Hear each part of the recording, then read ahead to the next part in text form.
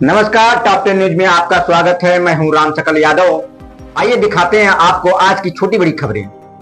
बड़ी खबर आजमगढ़ जिला से है, जहां सरकारी नौकरी का सपना दिखाकर युवाओं से लाखों रुपए की ठगी करने वाले एक शातिर साइबर अपराधी को साइबर अपराध थाना पुलिस ने गिरफ्तार किया है। आरोपी खुद को जिला बेसिक शिक्षा अधिकारी बताकर प्रारंभिक बाल्यावस्था शिक्षक विद पद पर फर्जी नियुक्ति पत्र देने के नाम पर अभ्यर्थियों से 10 से 40 हजार रुपए की रकम वसूलता था।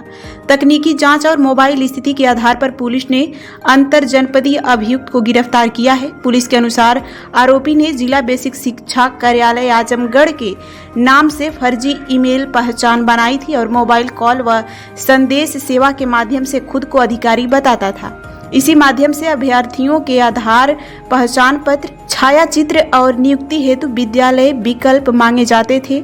चयन का भरोसा दिलाकर अभ्यर्थियों से 40 हजार रुपए की जमानत राशि मांगी जाती थी। भुगतान के लिए जनसेवा केंद्रों के त्वरित प्रतिक्रिया कूट QR कोड भेजे जाते थे और धनराशि मिलते ही अभ्यर्थियों से संपर्क समाप्त कर दिया जाता था।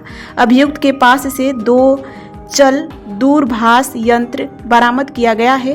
जांच में फर्जी ईमेल पहचान, संदेश सेवा प्रोफाइल, अभ्यर्थी की सूची और अन्य महत्वपूर्ण डिटेल्स साक्ष्य मिले हैं। SP ग्रामीण चिराग जैन ने बताया कि आमजन से अपील किया जा रहा है कि किसी भी सरकारी नौकरी के नाम पर दूरभाष, ईमेल ID या सामाजिक माध्यमों के जरिए धनराशि की मांग होने पर सतर्क रहें और तुरंत साइबर हेल्पलाइन या नजदीकी थाने को सूचित करें। फिलहाल पुलिस अभियुक्त के विरुद्ध संबंधित धाराओं में विधिक कार्रवाई कर रही है। जी, जिनसे गिरफ्तार किए गए हैं और क्या था, कैसे उनकी मॉडस ऑपरेंडी क्या थी किसी का? देखिए, 25 दिसंबर को हमारे पास एक सूचना प्राप्त हुई थी कि एक व्यक्ति ने बताया कि उसको एक BSA की ID से एक मेल आया है, जिस पर उसको एक ECCE शिक्षक एजुकेटर के नाम पे, पद के नाम पे, भर्ती के नाम पे मेल किया गया है और उसको 40 हजार रुपए जमा कराने को बताया गया। उसने पैसा पूरा जमा करा दिया, जिसके पश्चात जो फोन कर रहे थे, जहां से फोन आ रहा था कार्यालय से, उन्होंने उनका नंबर ब्लॉक कर दिया है। इस सूचना पर हम लोगों के द्वारा उनकी तहरीर पर मुकदमा दर्ज किया गया था। इसकी हम लोग विवेचना कर रहे थे, जिसमें उसके मेल ID को, उसके WhatsApp नंबर को, उसके ट्रू कॉलर के नंबर को, सबको हमारी टीम द्वारा ट्रेस किया गया। इसमें आज इस व्यक्ति की गिरफ्तारी की गई है, जिसका नाम राम सिंह है, जो प्रयागराज का रहने वाला है। इसने बताया कि इसका जो इस फ्रॉड करने का तरीका कुछ इस प्रकार था।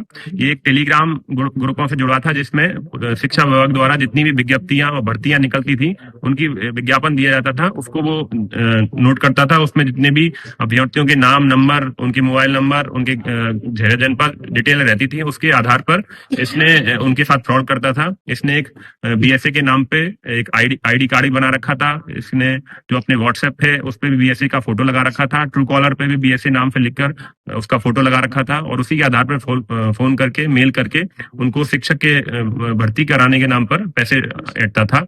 इस प्रकार से इसने कई लोगों के साथ इस तरह का फ्रॉड किया है। इसकी आगे भी हम लोग पड़ताल कर रहे हैं। जितने भी इसमें दोषी होंगे, जितने भी इनमें निर्दोष फंसे हैं, उन सबका हम लोग FIR दर्ज करके आगे विधिक कार्रवाई की जाएगी। और कितने दिन से काम कर रहे हैं? इसका लगभग पिछले 4-5 महीने से इसकी अभी तक जानकारी मिली है और भी हम लोग इसकी पड़ताल कर रहे हैं। बैंक स्टेटमेंट की एनालिसिस कर रहे हैं और भी लोगों की गैंग में होने की आशंका है, जिनकी भी पड़ताल की जा रही है। आगे जो भी तथ्य प्रकाश में आएंगे आपको बताया जाएगा। सर, पैसों का डिटेक्शन कैसे हुआ था? जनसेवा केंद्रों के माध्यम से? हाँ जी, ये क्या करता था, जनसेवा केंद्रों के QR कोड व्यक्ति को भेजता था कि इस QR कोड पे आप पेमेंट कर दीजिए और उसके बाद आपकी धरोहर राशि आपको वापस भी मिल जाएगी नियुक्ति के पश्चात। इसी तरह से ये फ्रॉड करता था। सर, सेवा का इस्तेमाल किस लिए किया जाता था? सेफ रहने के लिए? हाँ, जो कि इसका बैंक अकाउंट इसका वो ना हो, ट्रेस ना हो, इसके लिए ये क्या करता था, जनसेवा केंद्रों से कुछ कमीशन के नाम पर उनका QR कोड भेजकर पैसा मंगवाता था।